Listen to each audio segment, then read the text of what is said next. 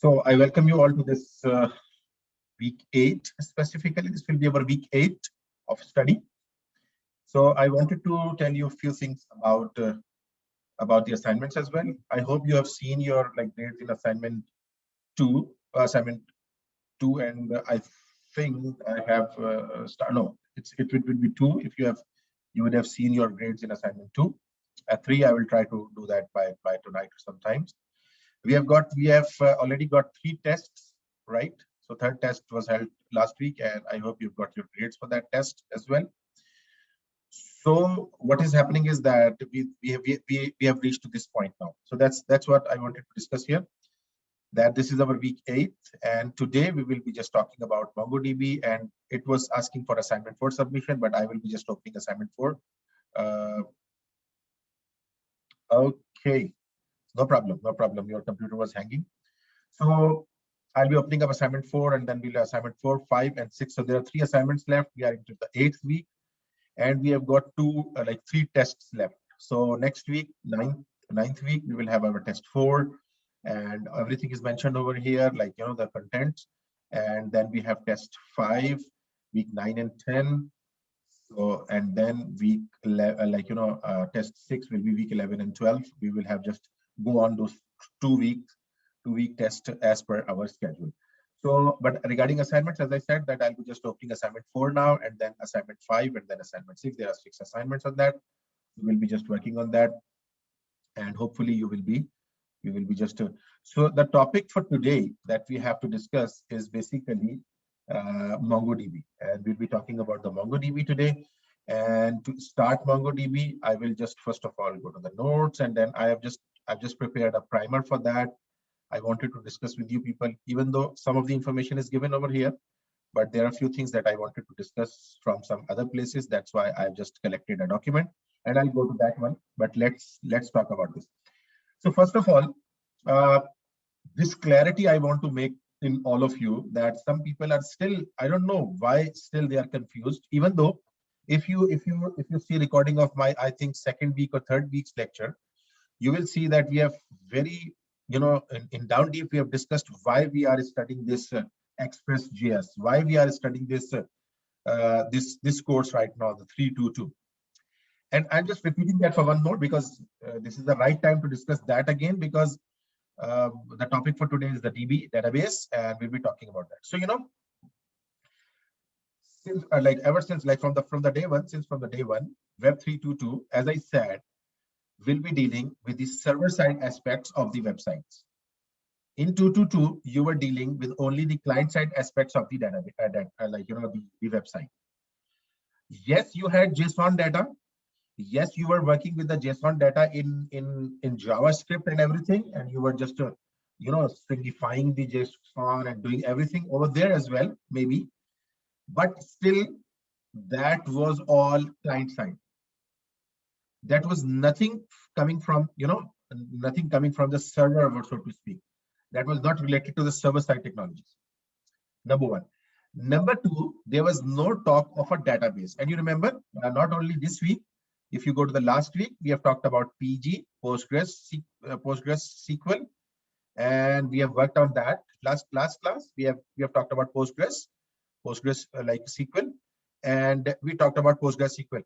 And why did we discuss Postgres SQL? Because it was a relational database management system, and the first thing that we are focused on is Postgres SQL for relational part.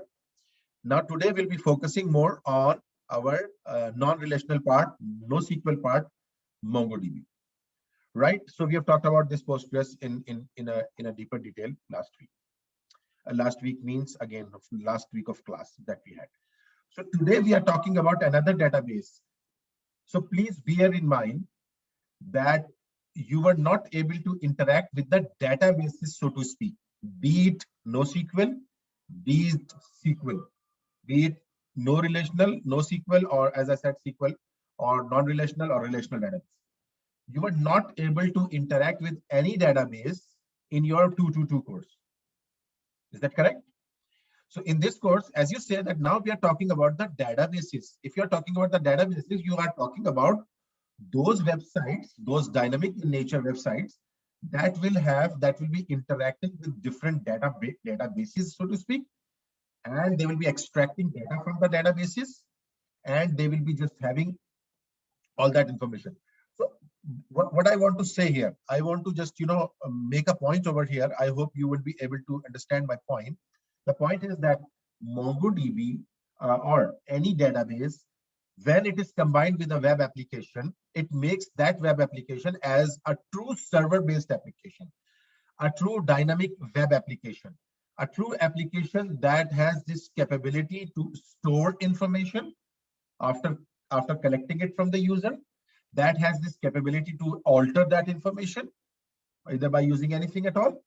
So all these things happen with a server side technology. And I was surprised to see the response. I think it was test one or test two. I think it's for test one, that most of you people, you responded, you were not that clear about the client side and server side scripts, and that's very surprising. And that should not be the case.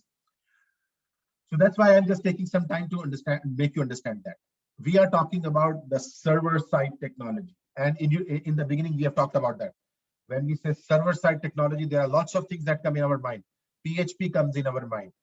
Active server pages, .NET comes in our mind. Java server pages come in our mind. And as well as we talk about this course, Express server comes in our mind. And why did we discuss Express server? Again, I'm just repeating that just for those people who are still in confusion. Why we are discussing Express server here? Express is one part of that. If you remember, we have talked about mean or MERN stack. MongoDB. The first M was Mongo. You remember? E was for the Express.js. So E is very important part of it. Be it mean or be it MERN. E Express.js is for, so Express.js will provide us the server side technology with Node.js. Node.js is a runtime environment, and we have just repeated that.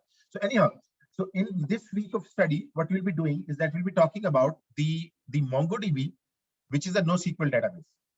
So any one of you who are still who are here, anyone who has any prior experience of MongoDB before, who has worked in MongoDB maybe somewhere? Anyone else? So we have got only two people. And I'm not hearing anything from you because of because of computer system or something. Okay, so you have worked on that. That's very good. That's very good. So are you familiar with Compass and everything of that? You're familiar with Compass, and you're familiar with all those tools that it provides, the shell that it provides, JavaScript shell. Are you familiar with that, Daniel? Okay, anyhow, if you are okay, I'll just make you everything explain, and we'll just talk about everything. So MongoDB, what is MongoDB? It's an open source database that stores its data in JSON-like format. It stores data in JSON-like format. Now, we are familiar with databases with storing data in table forms, in relation forms, and that is the main core difference between the MongoDB and the NoSQL and the SQL-based databases. That in SQL-based databases, as we talked about Postgres as well, the data is stored in the form of table. But here, MongoDB stores data in form of JSON-like format. It's not JSON typically. Technically, it's stored as BSON, right? It's a BSON, and we'll talk about that BSON again. That what is this BSON here? So BSON data that you will interact with its data in JSON format. So BSON, right? So it will be you can call it a binary JSON or something, which will typically be like in the JSON format typical, and we can work on that. MongoDB is classified as NoSQL database. This is very important. It's a NoSQL database. NoSQL is becoming a popular alternative to traditional relational databases management systems. Why? Because of many reasons. We'll be discussing about that. Now, the term NoSQL comes from not only SQL. So usually people understand NoSQL means not at all SQL, but it says not only SQL, right?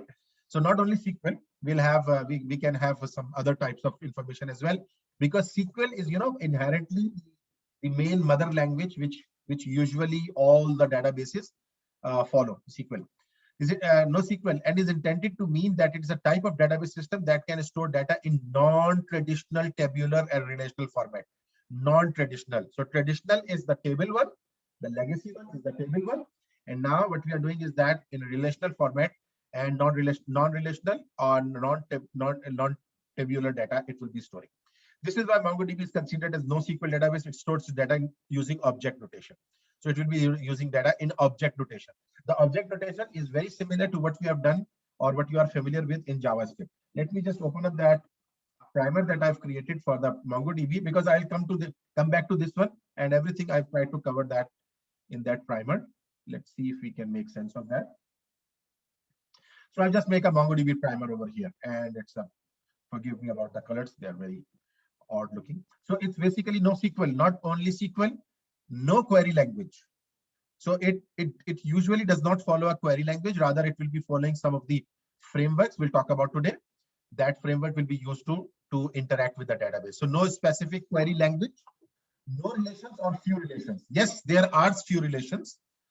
Sometimes usually we say that it might come with no relations at all, but sometimes we say that now there are few relations also exist over there that we can just work on.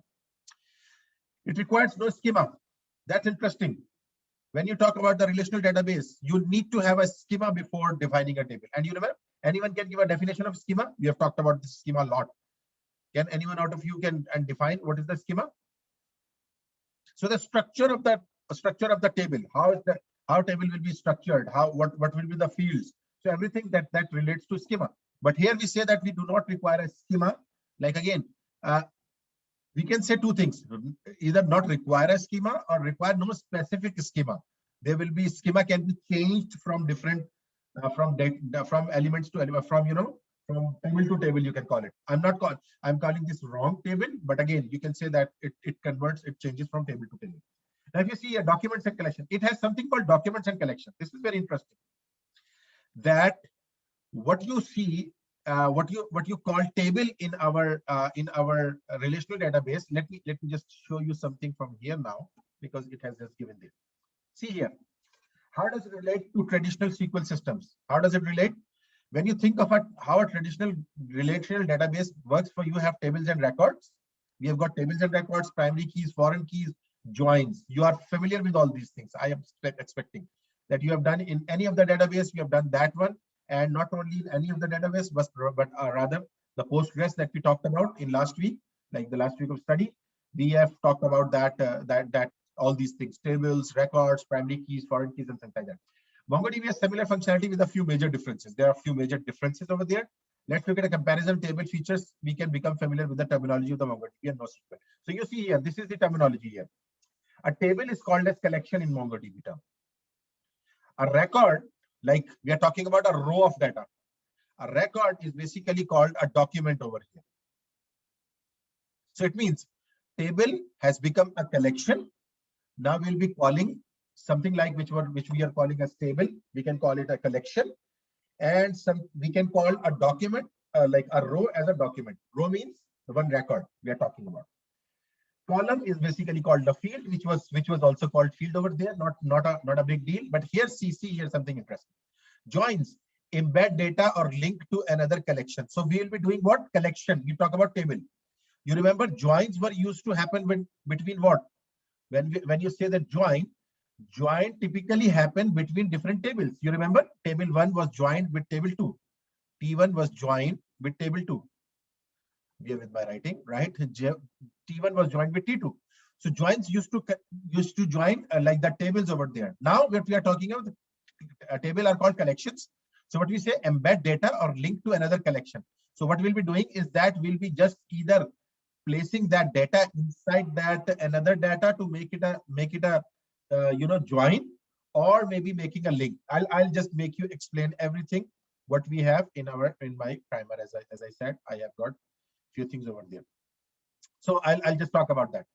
So if you see here some NoSQL databases, there are some NoSQL databases that you should be familiar with, at least with their name. MongoDB, the one that we are discussing right now. Apache HBase, if you have heard about it. Cassandra, there is another the database that is very popular these days. Redis, Neo4j for maps and everything, and they all of them are of different types. Let me just tell you, MongoDB is based on the document type of something. Let me just write down here. This is document. So there are certain types of NoSQL databases as well. This one is a document type, right? And then Neo4j is a map is a map-based map. It bases on map. So, for example, we are talking about, and then they are also, they have their own usages we are not discussing right now. So this MongoDB will be based upon the document structures. There will be document structures that we are concerned with right now. So MongoDB, it's an open source non-relational DB using collections and documents. As I said, collections, you should remember. What does that mean by collection? Table here. And what do you mean by documents? The records or the rows of the table here. So documents are the rows, and I want you to be familiar with that. And you should be very familiar with that. Collections, we are talking about the tables. Documents, we are talking about the records or the rows, and we'll see that. It has horizontal scalability. Can anyone of you tell me what is scalability in general and what is horizontal scalability or maybe vertical scalability? Anyone? What is, like, again, my question here is, what is scalability in general, or then vertical and horizontal scalability? Yes, to expand, you are right. But what do you mean by yes, scalability is the expansion. You are right. But how about vertical and horizontal? Vertical and horizontal. Anyone? Column field. That's good. Anyone else? Like the other one? If you can come up. Scalability. How can you define what is scalability and how we can just explain that? Okay, so let's talk about that. First of all, scalability is basically, as you said, the expanding capability of the database. When we say vertical scalability, it means we are adding to the hardware. So let me just tell you a very interesting definition. Horizontal versus vertical scaling. You see here, it's a very interesting one, and the diagram this shows, if I remember correctly. So horizontal scaling means scaling by adding more machines to your pool of resources, also described as scaling out. Now, when we talk about horizontal, the one that MongoDB follows, the one that NoSQL databases usually follow, it's called horizontal scaling. What does that mean? Scaling by adding more machines to your pool of resources, and this is called scaling out. You see the diagram here. So what is horizontal scaling? See here, horizontal scaling is adding up more and more machines to the pools of the server, like distributing your database in one way or other. And when you talk about the vertical scaling means increasing the capability of the server where you have stored that, in terms of hardware, in terms of things like that. If you see here, this is very interesting given here. Horizontal scaling, scaling out, and this is called scale up.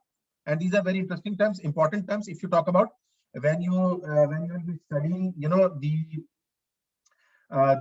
the cloud-based technology or cloud something, you will come to know that these are the very important technologies. Now, horizontal scaling in a database world, horizontal scaling is usually based on the partitioning of the data. Each node only contains part of the data. So you are doing what? You are defining your data, or you are partitioning your data, and you basically storing that at a different stores, at different nodes. So that will be basically called as what?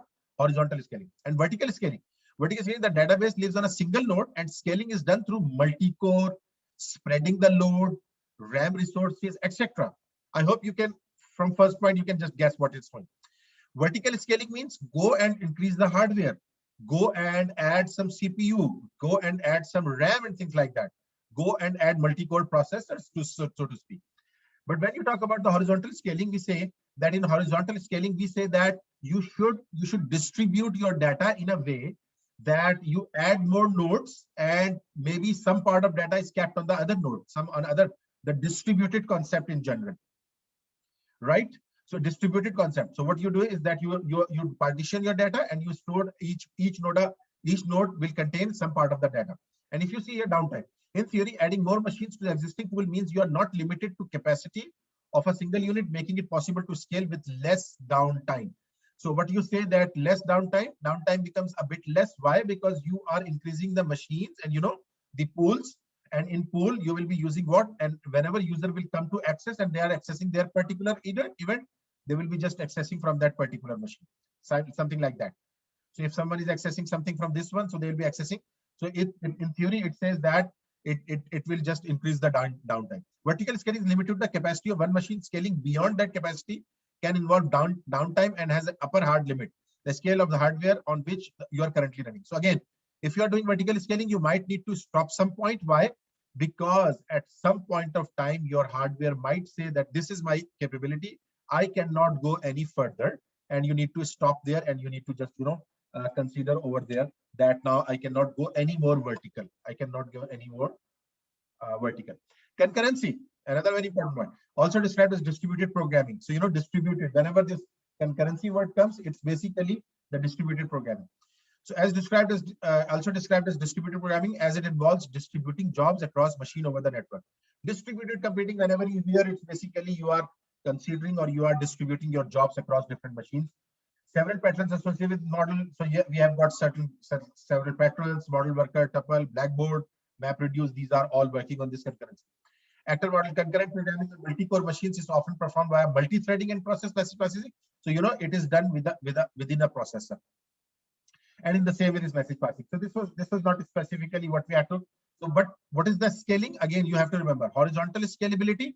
It means adding the cores and distributing the maybe partitioning the data and distributing that.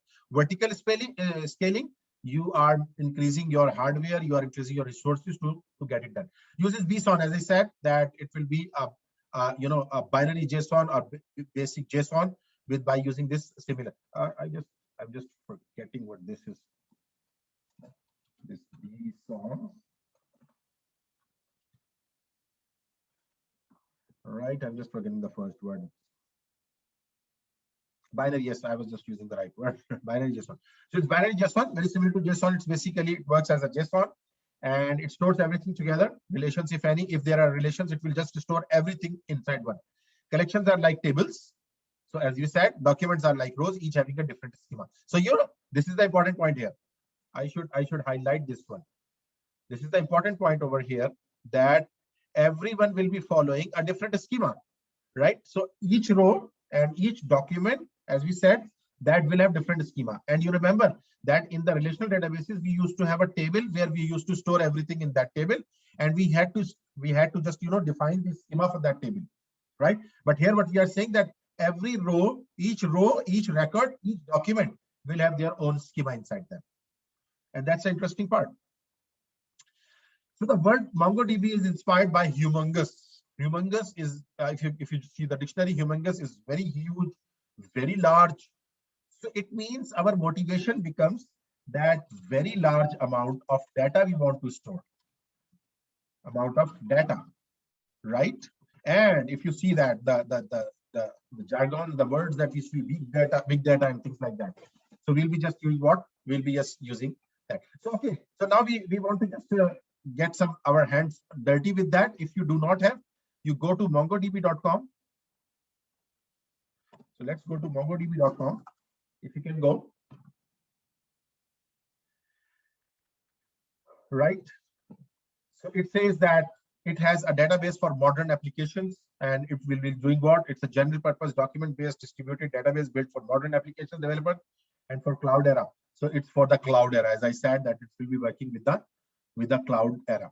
So what you do is that you can start free. If you go to start free, it will ask you for this sign up. And I have you just do that sign up, everyone. If you can do that sign up, and I have that sign in, I will just do that sign in over here.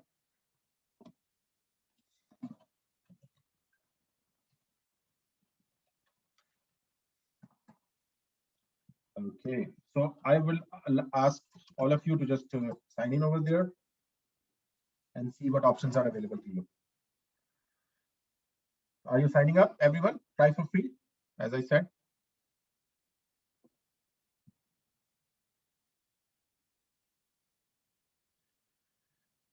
So if you can just sign up, and there will be free option. And if you have successfully created a cluster, you'll be reaching to this point. or let me just do that with you so that when you people will be watching at the video, you people will be accessing that. Right.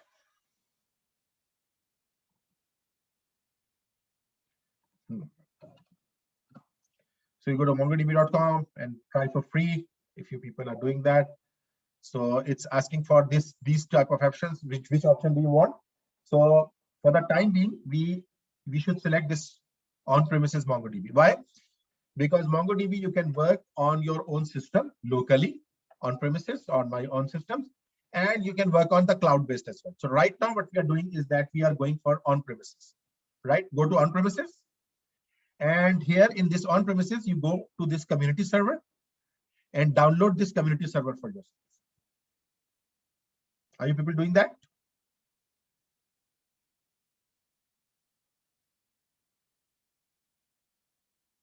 Okay, that's good.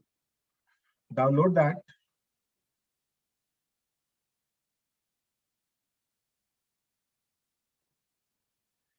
And of course, once you download that, you will get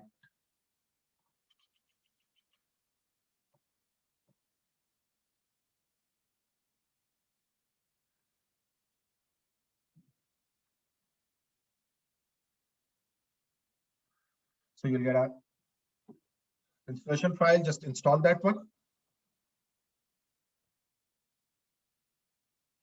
Let me know when you people are ready. Then you will install, you will get something like this. If I show you, if you have successfully installed, and maybe you can just select a path for that as well. I have not selected a path. It's just inside this one.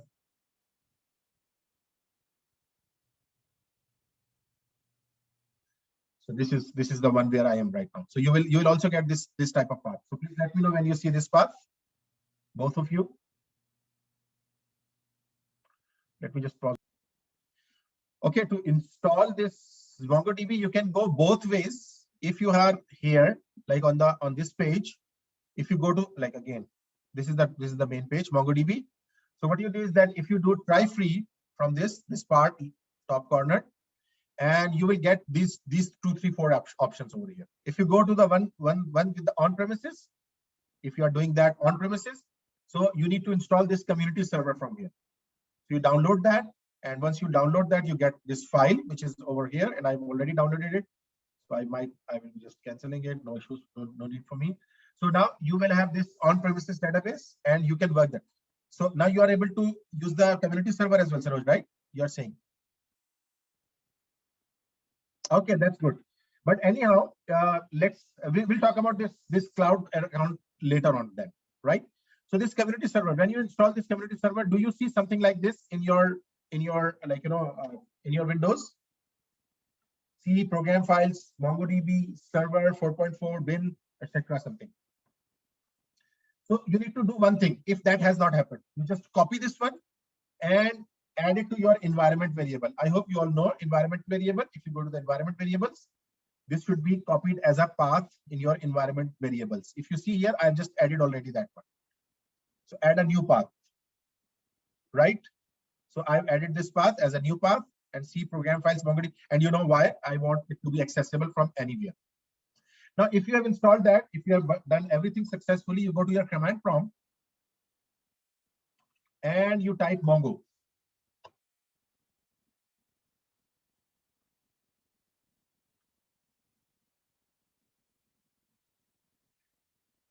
How many of you can see this successfully? The Mongo that they've just typed the Mongo.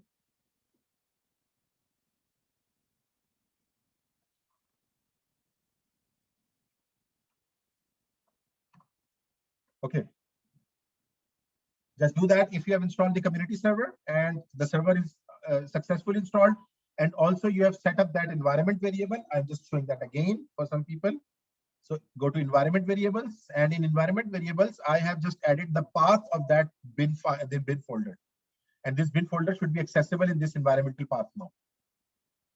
And if it is accessible, of course, as I said, now if I open up a command prompt anywhere and I just write this Mongo command, it will show me all these Mongo, and this typically means that my Mongo is working. So now please let me know, both of you, if you are able to run that, and then I will just move forward.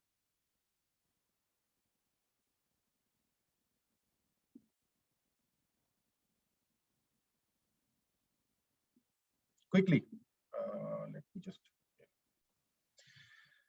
So in your command prompt, as I said, that if you have successfully added the path variable of your installation, so I've just come here and I've typed this command Mongo, and I can see this this environment over here.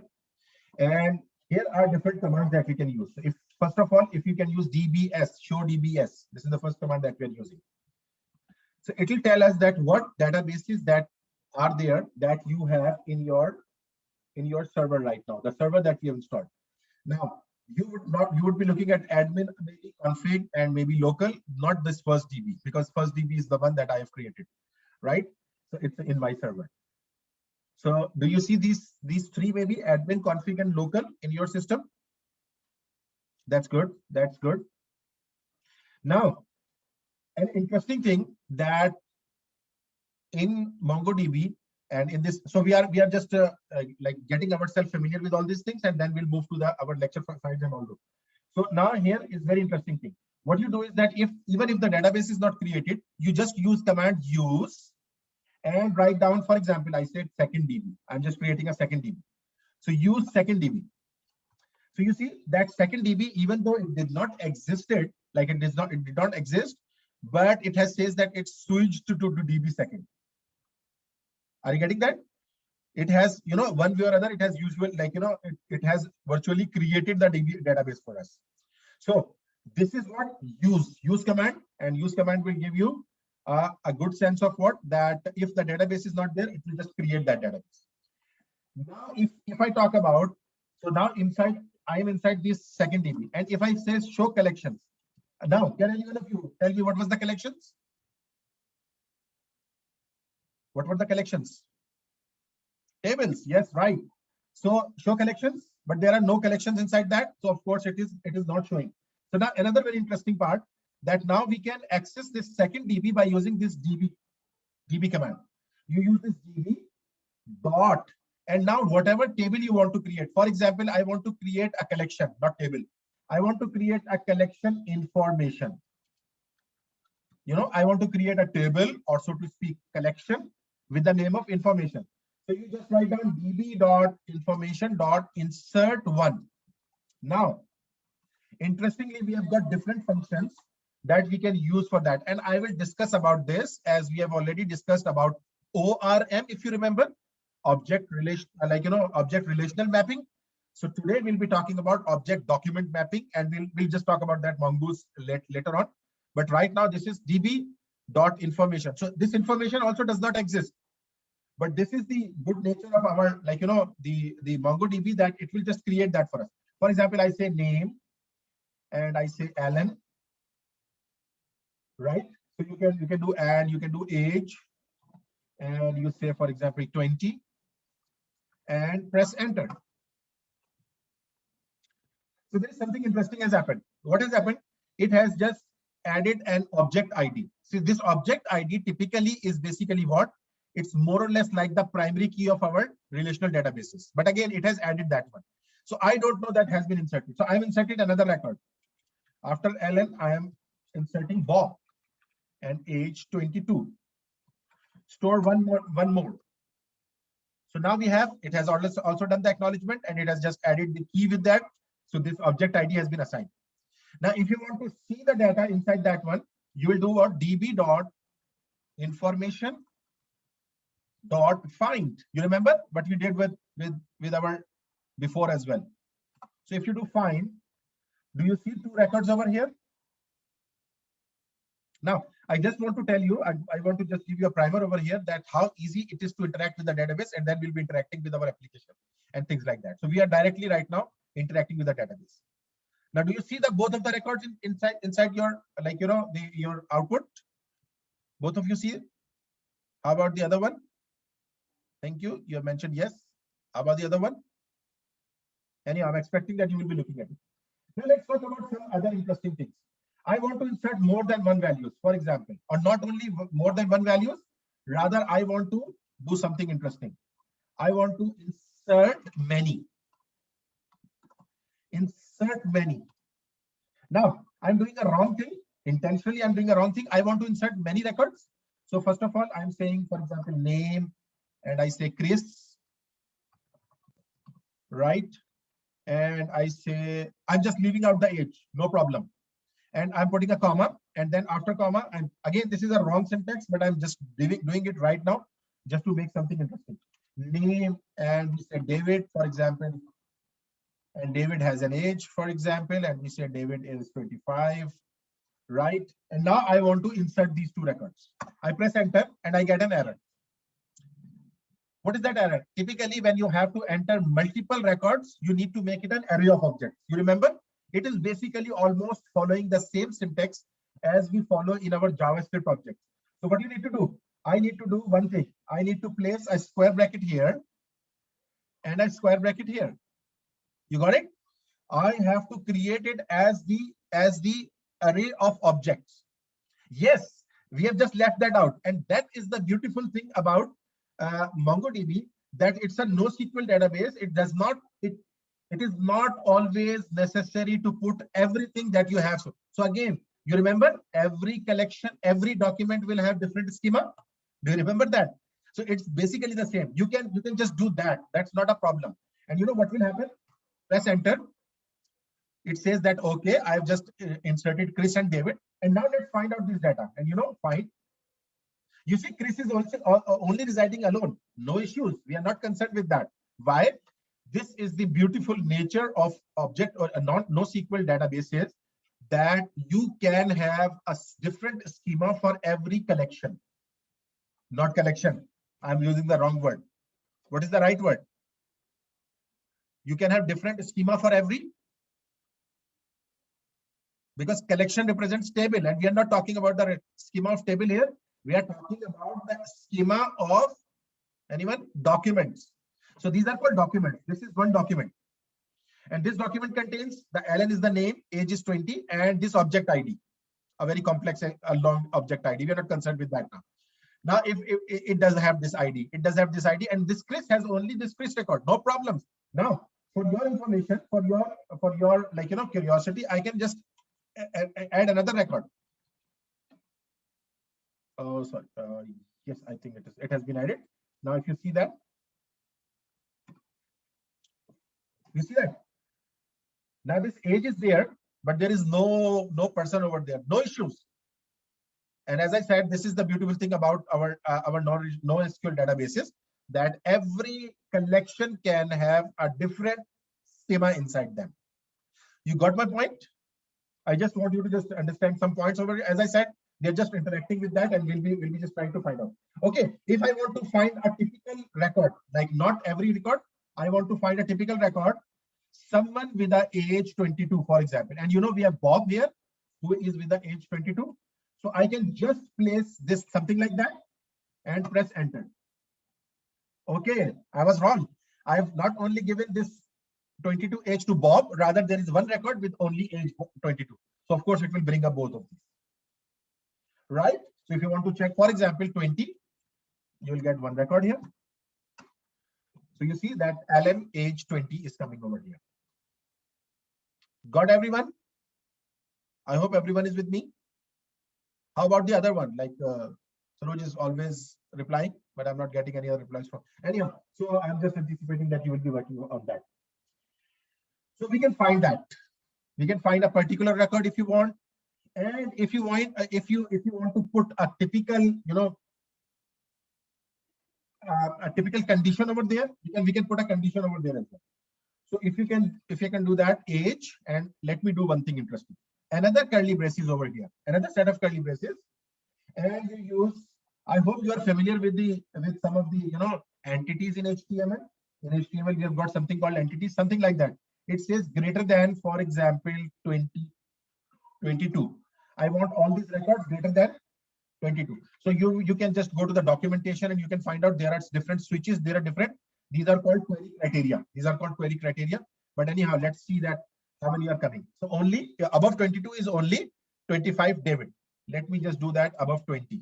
So 20 will not come. Rest everyone will come. Are you getting the syntax of this? Syntax is curly braces age. And what is this age? Age should come from this query parameter. These are called query parameters. And this query parameter will tell us that how many, what record do you want? What typical records do you?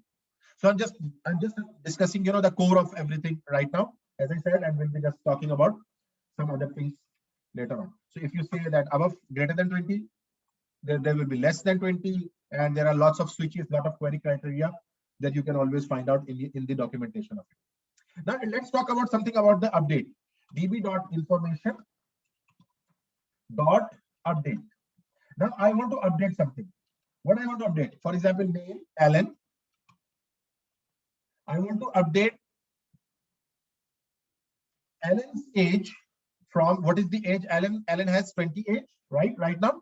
So what I want to do is that I want to set its age. So what we'll use is we use the set word, set, right, colon, and then another curly braces. These curly braces will play a very important role for you now, and they have been doing since a long time.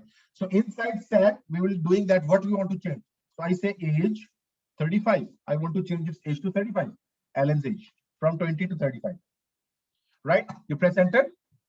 It says one asserted, one matched, one modified. And now if you find all, let's find out everything, and we'll see that Alan has an age of 35. Now, very interesting concept. If you don't use this set word, like set keyword. Sorry. I am just removing this set and I say just do age 35, right? I hope I've got the syntax right. So if I do that, you will see what happens. What has happened? Anyone? I've not used the set word. I've not used the set command, set switch. So what has happened here? Can anyone tell me? So if you don't use the set word, of course, you are not changing a typical records, like typical field. Rather, it changes all the record all the way. If you see that Alan's record has been updated to 35. You see here, like Alan's record has been updated to 35. Alan's name has gone. Why? Because I did not use the set word over here. So what it does is that it just converts this Alan, everything into this age 35, and now only age 35 is remaining, and rest everything is gone. Everyone got that?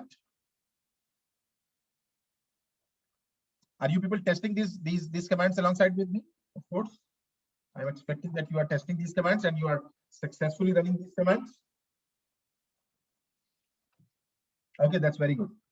And the last command that we can just right now, we'll just talk about lots of the other as well. If you want to just, if you want to just delete this database that you are right now, so you can do drop database. There are lots of commands that you can use. So if I use this function, drop second DB OK one, now it has deleted. If I do show DBS, you see only first DBS is coming. And if I want to delete this first DB as well, let's delete that one. So you do db.drop database. In the same way, you can db.drop.collection as well, right? So drop database, this is dropped. Now, if you see show DBS, we have got this one, and you can always see about that those commands as well. So there are lots of commands that you can use, right? So this is the way of interacting with our MongoDB database by using the command prompt or the command shell. But this is not always the most interesting way. Why? Because we want to have a what you see is what you get type of. So these are all the commands that I've listed over here. I will just share this file with you. You will get all these. Now, if you see that we have got something called MongoDB Compass. What is this Compass? This is a user interface. And as I said, what you see is what you get type of user interface that you can install in your system. And this will give us the user interface. Again, as I say, what you see is what you get type of user interface. That user interface will be interestingly able to connect to our database. But first of all, I would like you to just follow this up. Download and install MongoDB Compass. So I want you to install this MongoDB Compass over here. So this MongoDB Compass, and if you want to connect it to our localhost, right now we are connecting it to the localhost. So you go to this fill connections field individually. There can be a string as well, but we are using the simple syntax right now. If you go here, you will find localhost, and the port number is 27017. By default, it goes to that. SRV record, but leave that right now closed, because this gives you another option. And the authentication, just for the time being, just keep it to none, or you maybe use that username and password authentication that you've installed that. But again, what I'm doing is that I'm just going with the none right now. Do you see our environment over here? Our local host. Yes. So now if you create a database here, so I'm creating a database, and I'm creating FirstDB that I've deleted, right? It is asking for collection name. I can give any collection. So I say information, and I create a database. The FirstDB is created. If I go here, I've got one collection here, information, and here there is nothing. And what I can do is that I can add data, I can import file, or I can insert a document. If you see that it is just showing me that it is providing me this one record where there is an ID, and ID has been allocated by that. And what I can do is that I can just add another record over here, and I can say name and looks like so name. Okay, let's work on that one. You can insert and add data. So insert document. If you go here, you will have this just environment, and you can add a field after that ID, and you can say name, and you can say Alan from over here, right? And you can add one more field after that, and you say that, for example, not this one. Okay, I'm deleting that, and just you can add it after this one, Alan, and you say age, and you say, for example, as I said, 20, and you just insert that one. So this will be inserted, then ID will be coming. So of course, it means that you can just always interact with your collections and with your everything over here as well. And these can have, as I said, these can have different types of, the schema inside themselves. You can use any type of schema that only as I did over there. So if you want, you can only add the age 22 or whatever. If you insert that one, so this age is coming over here. So you can have this collection, and so you know how easy it is to just interact with all these, and you can just go and change all these things. If you want to do that, you can copy these records from here and things like that. So you have got this MongoDB Compass, which we can connect with our Atlas account as well. Atlas account, the cloud account we'll talk about. So everyone is good with it? That's very good. And this is the Compass that we can use for the interaction with our database. But if you are the one who prefer to work in your the command prompt and your cloud command environment, you will love to do that. Okay, so now let's talk about something. Now let's talk about something which is cloud, right? So MongoDB Atlas. Now what is this MongoDB Atlas? If I have added that one here. Oh no, I've just directly go to Compass, but I'll just discuss it over here. So MongoDB Atlas is what? It's a cloud-based solution. So I would highly recommend you to create an account with this one. It's a cloud-based solution, and it does what? It takes care of all those database management, fully managed database lifecycle, backed up time, and service level agreement. So basically, this Atlas is one free facility. It is free to some extent. So it will provide us deployed MongoDB in the cloud in just few clicks. So you will be just deploying your database in the cloud by using this technology, by using this Atlas. And what you do is that Atlas is built on built-in class automation and proven practices that help provide continuous availability, elastic scalability, fast performance, and support with regulatory compliance. It is easiest way to try out MongoDB for free on AWS, Google Cloud, and Azure. So now if you go and just select that one and do get started for free, and you need to just put in your record over here, right? So I am just also doing something. I'm just adding another one, right? So it says that how are you using MongoDB? I'm building a new app. I'm learning MongoDB. You can do whatever. I'm learning for example, it is asking for my email. Let me just give that email. Because I have already created an account, maybe it says that this email is already account, and maybe if it is not. So just create an account here. And of course, it might say The emulator is already in use, of course. This is already in use. Let me just use my console because it's asking for, you know.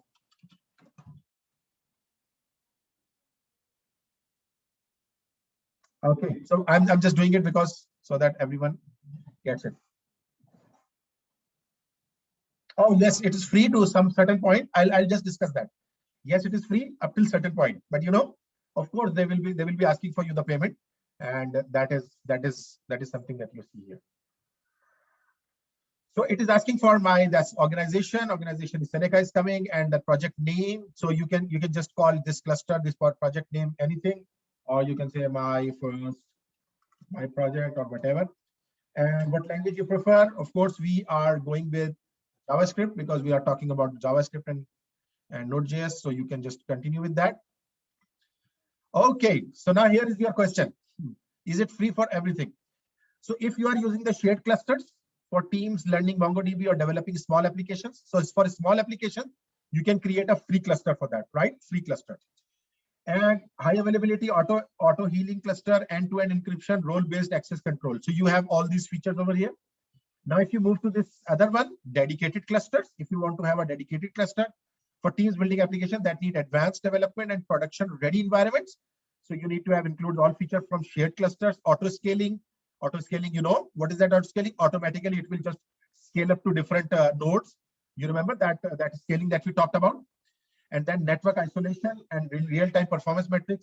If you create a cluster, you will be charged as $0.08 US dollars per hour, right? So if you have dedicated multi-cloud and multi-region clusters, you want to create them for teams developing world-class applications that require multi-region resiliency or ultra-low latency, you will be needing something like that. You will be paying $0.13 per hour of usages, right? So they are giving the estimated cost as well, if you can see that. So estimated cost is if you are using this one, so you will have US $56 per month. So if you can just bear that, you can have your database ready with that.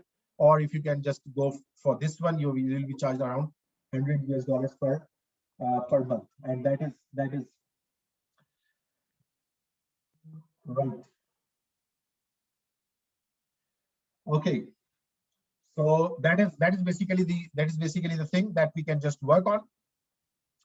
And now as we are of course we are now right now testing. So you go to the free cluster. So here it is giving us the option for that typical things. You know that these are the three main players of the cloud environment: AWS, Amazon Web Services, Google Cloud Platform, GCP, and Microsoft Azure. So Azure is basically is Microsoft platform, Google providing GCP, and Amazon providing AWS. I hope you people are familiar with that. And then they are asking about which. So they have their different regions where they store their servers are there. So for example, the nearest server, the North America, it says North Virginia. So we are okay with that.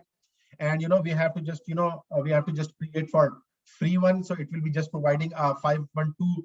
And if you see here, if you open it up, so it will say that this one is the free forever. You have this free over here, 500 max connections, low network performance, 100 max databases, 500 max connections. So you have these limitations with that. So 512 MB of the data you can store.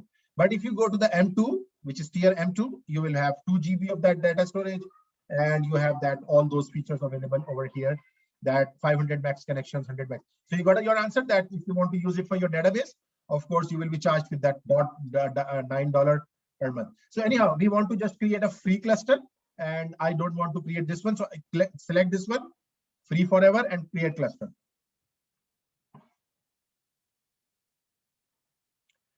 Right? So you'll create a cluster.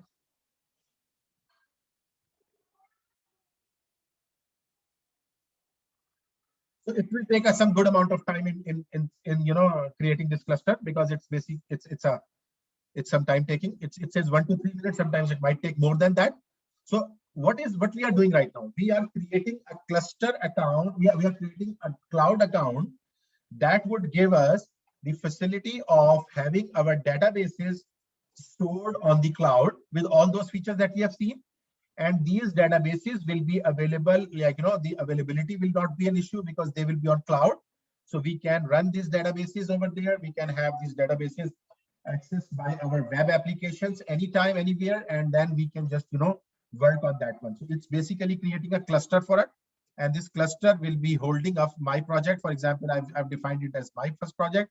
So it will be defining that. So I will just give you another last thing about how to connect that once it is created. I already have that cluster before created, as I said, by using my Seneca email. So this is being cluster is being under development. So once it is ready. So now if you come to our lectures. So for the timing, by the time it is just creating. So what is the difference between MySQL and MongoDB? If you want to look at that, you can just always go to this link. This is a very interesting link. It tells us in what aspects MySQL is good and what aspects MongoDB will be good than MySQL.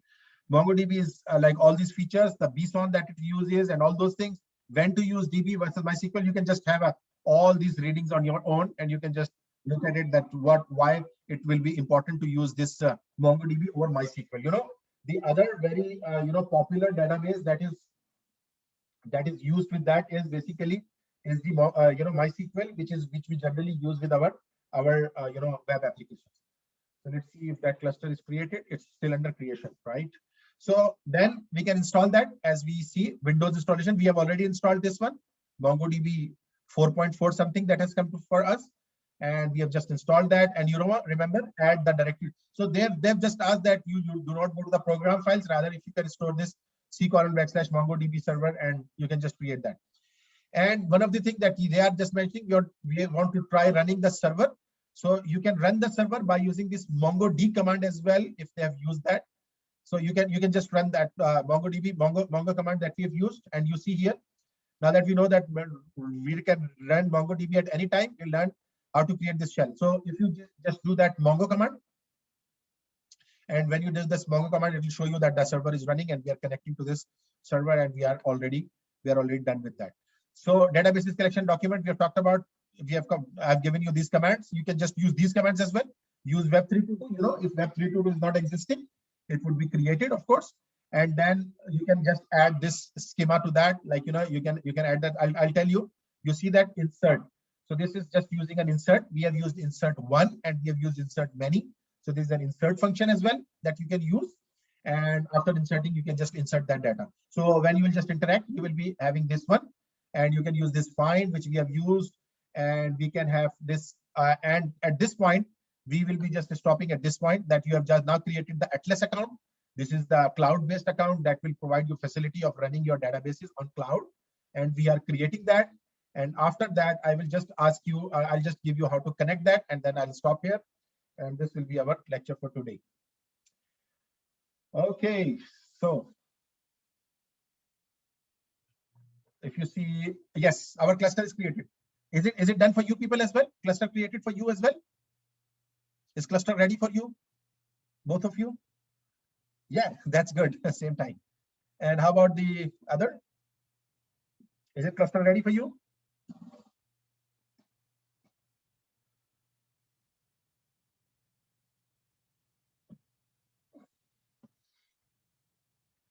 Okay, that's very good. So now, if your cluster is ready right now, we are just doing that, and next class I'll start from here. So if you press on connect, so it asks for some settings before connection.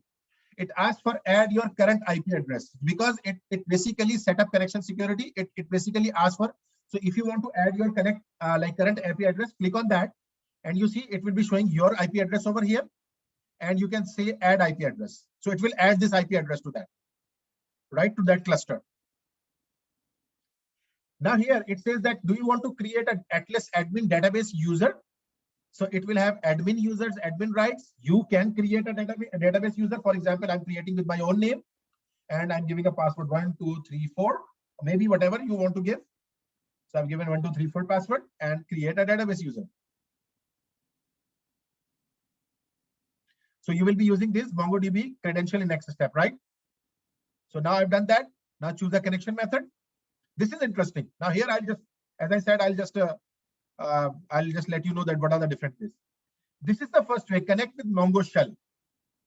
It is almost the same as we have done right now. It provides us a JavaScript shell, JavaScript interface that we can use to interact with our database.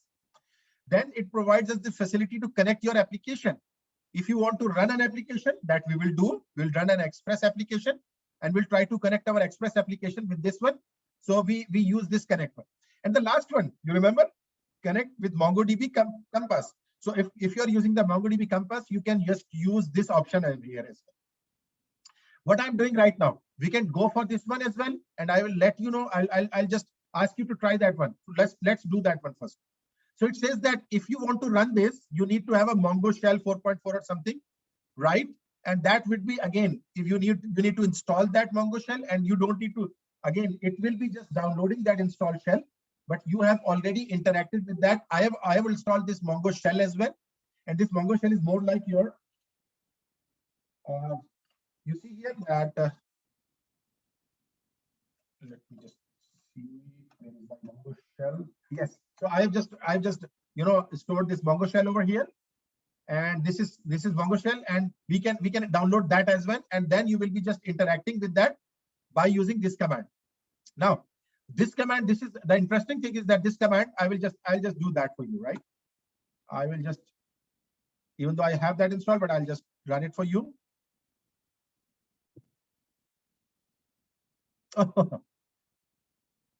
Okay. okay, that's good. So I'm just stopping that for the time being. So I'm just connecting it with what we have to do. Yes, you're right, I have not taken a break as well, because we were already. So now connect your application. You need to do that, connect your application. So we'll be connecting our application with Node.js and 3.6 version. So now you have this connection string. Now I will be stopping here. We will be using this connection string in our application to connect our application with the database, with this database that we have, online environment that we have, right? And we can use this same string, this same connection string, to interact with a MongoDB Compass as well, and things like that, right? So I was also feeling it's all becoming overwhelming. So now I'm stopping here, and I will start from this same point in the next session, that is on Thursday, and we will just talk about this over there, right?